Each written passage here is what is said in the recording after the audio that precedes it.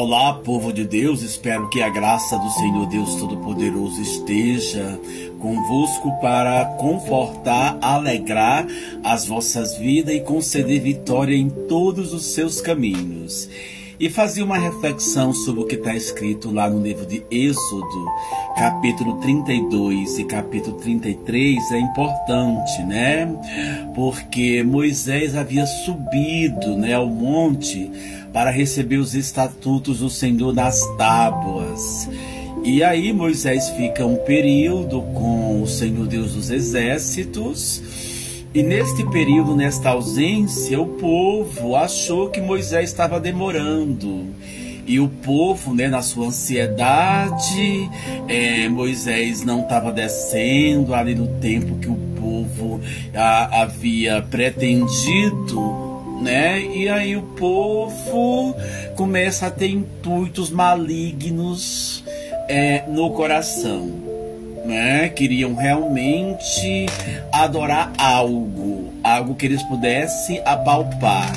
E em sua loucura, eles conversam com Arão, né? E eles requisitam ali algo para adorar, um bezerro de ouro.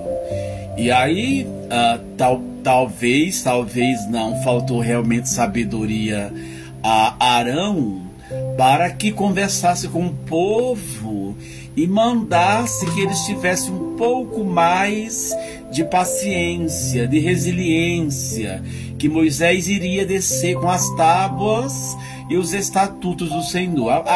O texto deixa claro que Arão cedeu ali aos intentos do povo e foi recolhido braceletes e peças de ouro que o povo tinha e construiu-se o bezerro de ouro para que o povo pudesse idolatrar a quem ele estivesse apalpando e vendo o tal bezerro de ouro.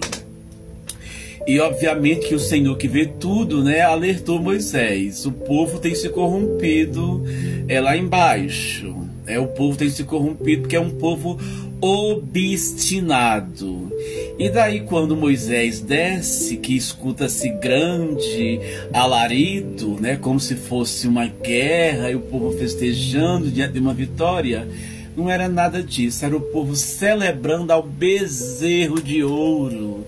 Estava lá dando glórias, festejando, pulando, como se tivesse sido aquele bezerro de ouro que tivesse os atravessado e tirado da servidão da terra do Egito, né? Então aqui fica claro que o povo tem a necessidade de, para adorar, ver algo, tem que ver, né? E não é isso que o Senhor Deus ensina. O Senhor Deus, inclusive, ele nunca se mostrou ao povo para que o povo não criasse imagens, porque era um povo obstinado, tinha a necessidade de ver, de apalpar para poder crer, né? Moisés apenas viu o Senhor de costas. Deus nunca se mostrou para nenhum deles, porque o Senhor também já havia dito que o homem que o visse certamente morreria. A questão é que o povo se prostituiu ali com aquele bezerro de ouro e prestaram culto, adoração. Moisés quebra as tábuas, né? Fica horrorizado com todo aquele acontecimento e a posterior ele manda matar os idólatras, porque realmente é preciso tirar as laranjas podres do meio do povo para que o povo inteiro não se corrompa. E daí, né, foram mortos ali vários, um quantitativo de idólatras que incitaram o povo ao pecado da idolatria. E a posterior, o Senhor ele diz para Moisés que seguiria com Moisés, né, no deserto, para realmente dar a terra prometida, para conquistar aquelas terras que eram dos heveus, dos cananeus, dos heteus, dos perizeus, de todos aqueles povos estranhos que o Senhor iria fazer com que o povo de Israel conquistasse aquelas terras, né?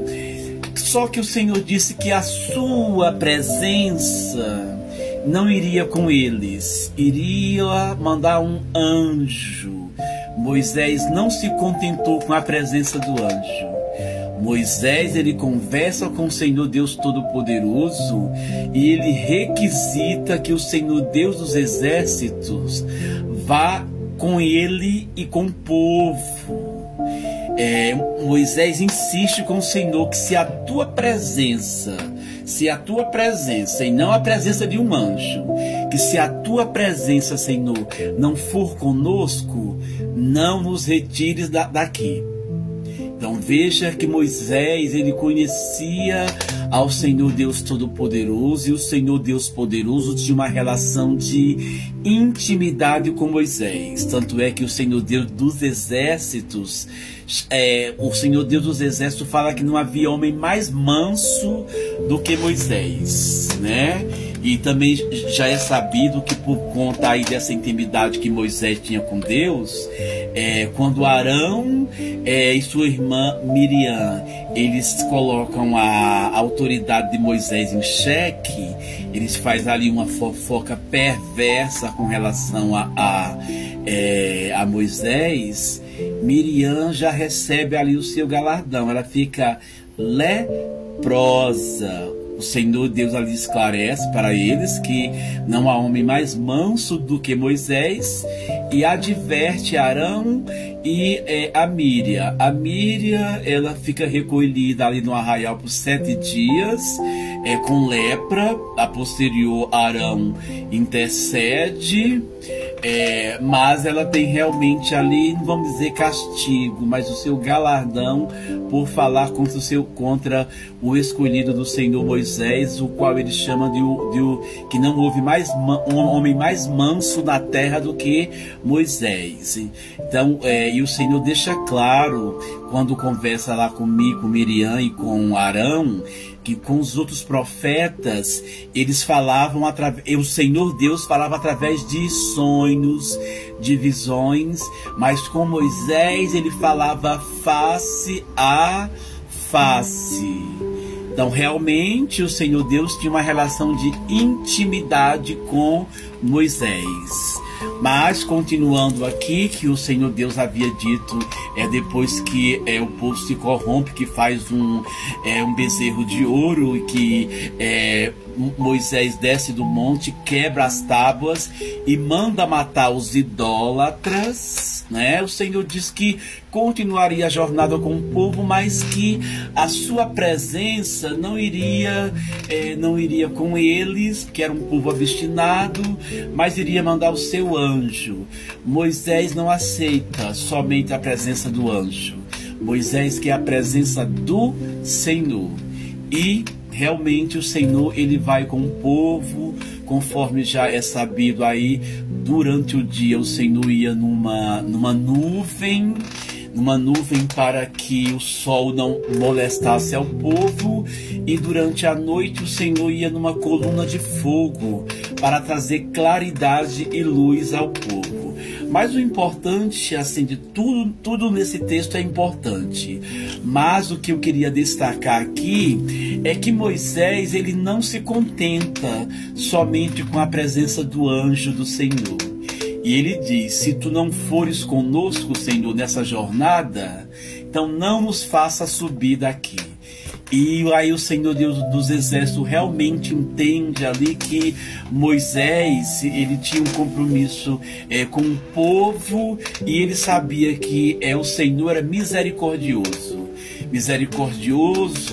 e que muitas das vezes aqueles que ministram-nos, né, através de anjos ministradores e de profetas e de todos os instrumentos que o Senhor nos coloca, mas o Senhor tem uma misericórdia que lhe é peculiar, porque ele é tardio em irar-se. Ele é tardio em irar-se e é um Deus misericordioso que faz pacto com o seu povo, que faz concerto, que faz alianças e que se arrepende muitas vezes do mal que, como consequência, o povo iria sofrer. Depois que o povo se humilha, que o povo se veste pano de saco, que o povo se lança no chão, que o povo chora, que o povo faz jejum, que clama realmente a face do Senhor, o Senhor Deus revê o mal que iria lançar sobre este povo. Então Deus, Ele é um Deus também diplomático. E o Senhor Deus Todo-Poderoso, Ele é um Deus que, embora Ele seja justiça, mas essa sua justiça, muitas vezes a sua ira, ela não simplesmente se detém quando ali o povo começa a se humilhar. Então o Senhor Deus dos exércitos, ele se quebranta diante de um povo que se humilha, né? Então, quando o Senhor Deus ele diz que se arrepende do mal, não é porque Deus, assim, em Deus há pecado, que ele tem que se arrepender, mas simplesmente o Senhor Deus dos exércitos, ele se comove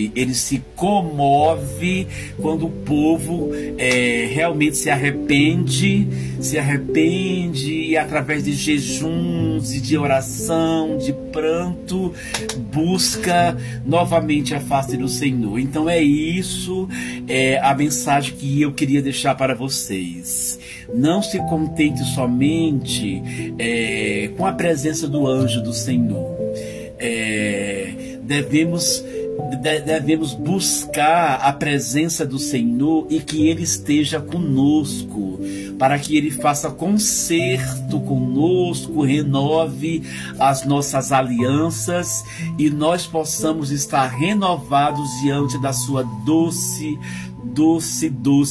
presença, amável presença de luz, para que nós possamos refletir a sua glória, para que nós possamos refletir realmente as qualidades e as características do Deus a quem servimos, porque o nosso Senhor Deus Todo-Poderoso é um Deus de alianças, é um Deus que revê muitas das vezes as suas decisões quando o seu povo se humilha.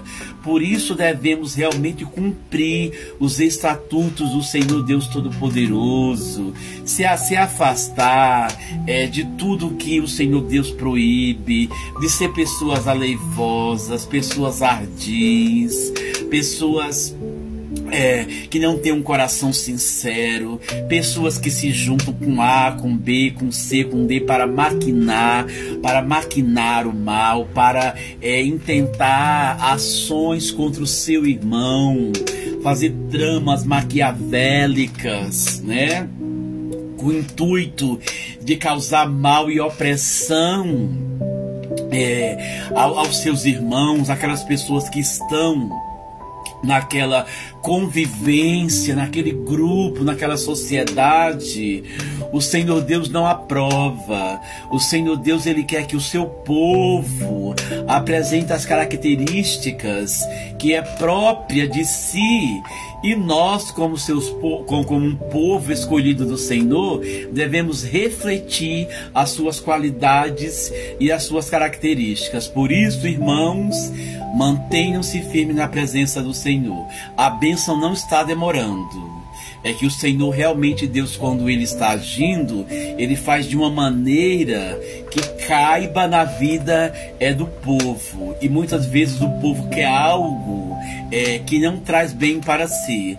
Mas o Senhor Deus dos exércitos, no seu tempo, no tempo do Senhor Deus, e não em nosso tempo, mas no tempo do Senhor Deus Todo-Poderoso, Ele nos traz todo bem. Portanto, faça concerto com o povo do Senhor, faça concerto também com o Senhor. Se você tem se comportado de uma maneira que está em desacordo com os estatutos do Senhor, procure conversar, pedir perdão, pedir desculpas àqueles a quem você tem magoado, porque o Senhor Deus não se deixa escarnecer. O Senhor Deus não se deixa escarnecer.